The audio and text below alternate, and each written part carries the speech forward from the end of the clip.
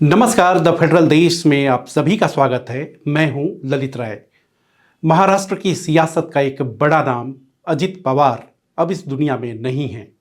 66 साल की उम्र में उनके देह का अंत हो चुका है। बारामती में उनका प्लेन जब लैंड कर रहा था उसी दौरान क्रैश हुआ और उनका निधन हो गया। अजित पवार की शख्सियत के कई रूप हैं। बड़ी संख्या में उनके समर्थक तो आलोचकों की संख्या भी कम नहीं है।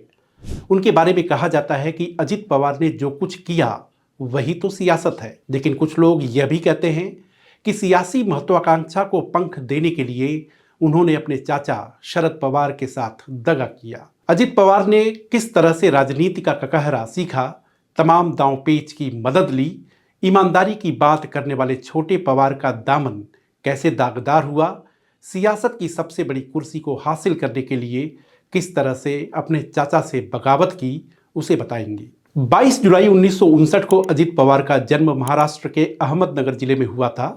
वो एनसीपी शरद पवार गुट के मुखिया शरद पवार के बड़े भाई अनंतराव पवार के बेटे थे। अजित पवार के पिता भले ही फिल्म स्टूडियो में काम करते थे, लेकिन अजित पवार को फिल्मी दुनिया रास नहीं आई।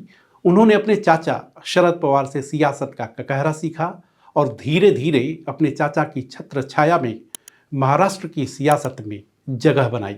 अजित पवार की राजनीति की शुरुआत 1982 में मात्र 20 साल की उम्र में शुरू हुई। सबसे पहले चीनी सहकारी संस्था का चुनाव लड़ा। 1991 में पुणे जिला सहकारी बैंक के अध्यक्ष बने। साल 1991 में ही अपनी राजनीति को विस्तार दिया और लोकसभा के लिए चुने गए। हालांकि अपने चाचा के लिए सीट छोड़ दी। साल 1991 में ही महाराष्ट्र विधानसभा के लिए चुने गए। 1992 से 93 में कृषि और बिजली राज्य मंत्री बने।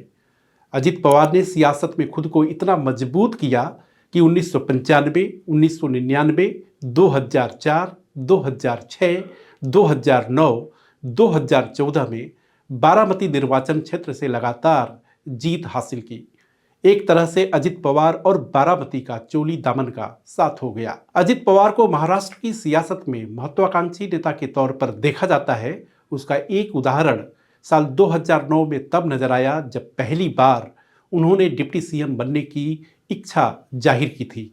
उस वर्ष कामयाबी नहीं मिली, लेकिन साल 2010 में उनकी महत्वाकांक्षा को पंख लगा और 2010 में डिप्टी सीएम बनने में कामयाब हुए।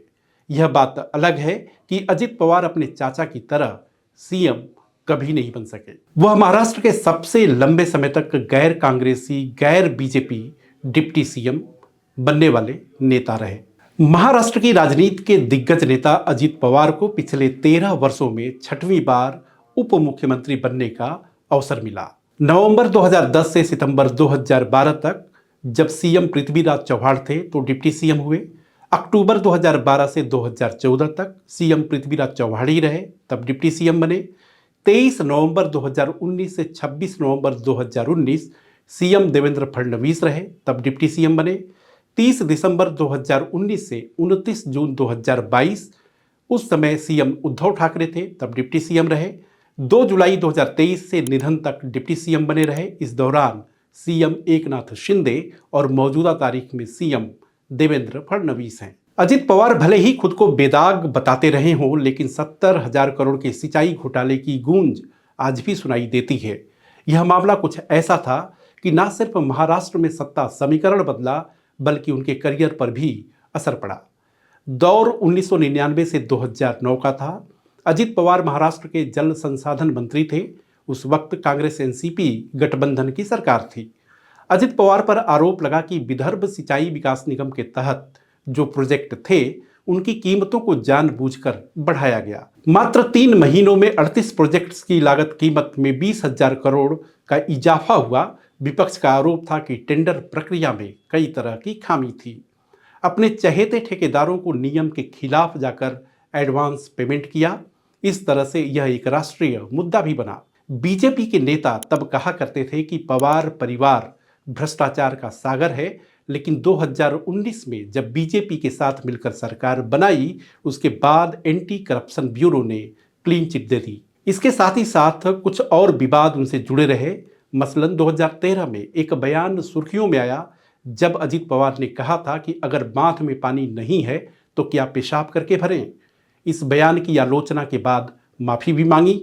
2014 में मतदाताओं को धमकाने का आरोप लगा। इसके साथ ही लवासा लेक सिटी प्रोजेक्ट में कथित मदद को लेकर भी सियासत गर्मा गई। ताज़ा मामला पुणे में जमीन विवाद को लेकर था। उस मामले में अजित पवार के बेटे का नाम सामने आया, हालांकि एफआईआर से नाम हटा लिया गया था। जिस चाचा यानी शरद पवार ने अजित पवार को राजनीति का ककहरा सिखाया, बाद के दिनों में उनसे इतना मतभेद बढ़ा कि खुद के लिए अलग सियासी रास्ता चुना। महाराष्ट्र की सियासत में चाचा और भतीजे की जोड़ी करामात करती रही। शरद पवार ने अजित पवार को सत्ता साधने के सारे गुर सिखा दिए थे। ऐसा कहा भी जाता था कि शरद पवार अगर पार्टी की आत्मा हैं तो अजित पवार शरीर। लेकिन जब अजित पवार को लगने लगा कि उनके चाचा शरद पवार अपनी बेटी सुप्रिया सुले को आगे बढ़ा रहे हैं, वहीं से उनका मोहभंग होना भी शुरू हुआ। साल 2023 में अजित पवार ने अपने चाचा की छत्र छाया से बाहर निकलने का फैसला किया। शरद पवार ने जिस पार्टी को अपनी खून पसीने से सींचा था, उसे तोड़ दिया।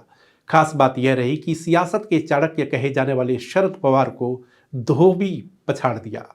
अपने राजनीतिक कौशल से असली एनसीपी की पहचान चुनाव आयोग से हासिल की, लेकिन चाचा शरद पवार के खिलाफ इतनी कटुता बढ़ी कि 2024 में अजित पवार ने बारामती लोकसभा से पत्नी सुनेत्रा पवार को अपनी चचेरी बहन सुप्रिया सुले के खिलाफ उतार दिया।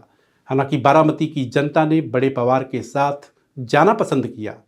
2024 के नतीजे अजित पवार के लिए भले ही निराशाजनक रहे हों, लेकिन साल 2025 में महायुति का हिस्सा बनकर अजित पवार ने अपने चाचा को पटकनी देकर साबित किया।